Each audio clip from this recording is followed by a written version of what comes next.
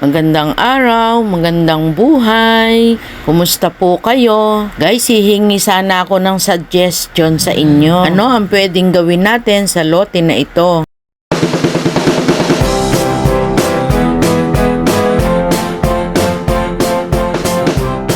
Maganda ang location at napakalapit sa Tagaytay. Tara, puntahan natin para makita natin. Dito tayo aakyat sa Barangay Kasile, dadaanan ang Marcos Mansions. Pwede din kayong magpicture dyan. Sundan nyo lang yung kalsada. Iyan naman ay diretso lang.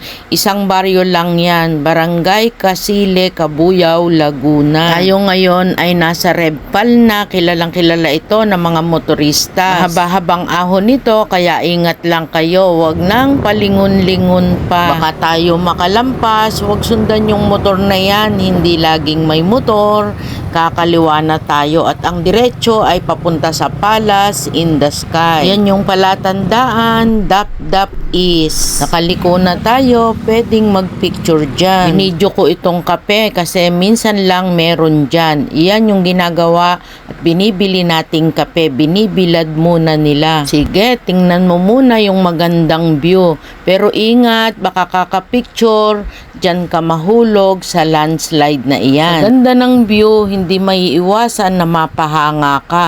Pero malalim yan. Dahil maganda po yung view, tumigil muna tayo. Tara, biyahe na uli tayo. Sundan lang natin ang kalsada na yan. Maganda naman siya. Dahil angkas lang ako, hindi maiwasang mapalingon sa magandang view. Tuloy-tuloy lang at minsan napapatingala ako sa nakikita ko. Nagtanong na din kami kasi baka maligaw pa, makalampas. Ang ganda talaga ng view. Diretso lang uli tayo. Ganyan talaga ang buhay. Minsan may rough road. Hindi laging smooth, matuto lang tayong bumalanse. Hindi laging masaya ang buhay. Katulad ng kalsadang dinadaanan natin, lumingon ka lang, may maganda kang makikita.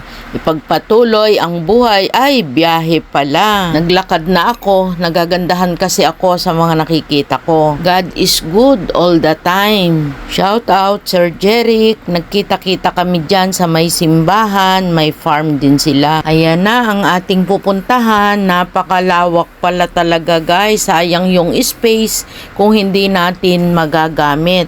Kaya kung ano man po yung suggestion nyo, i-comment nyo lang dyan at babasahin natin. Alam nyo naman ako, palahanga ako sa lugar. Kaya sayang naman kung matetenga lang, di ba guys? Tahimik, malamig, malapit sa Tagaytay, nature na nature. Bubuksan natin to pre. Going to other area na tayo. Dito naman may ilog sa ibaba. Ayan, malamig dyan. Maganda po ang ilog dyan. Malinis ang tubig dahil iyon ay karugtong ng Mangumit. Malawak po yan, malamig, nakita nyo naman.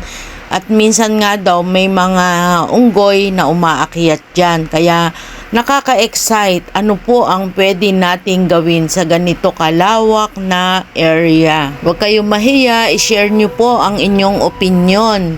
At iyon po ay isa-isa naming babasahin. May area sila na maraming lakatan na saging, may mangustin. Gustong-gusto ko na ngang makita yung ilog, pero sa susunod na daw. Parang batis lang kasi yon. Ayan, tanaw hanggang Manila, Laguna. Ito ang maganda, fresh sabaw ng buko at buko. O diba guys, after kumain, uwian na, dyan din kami dumaan sa pinanggalingan namin kanina.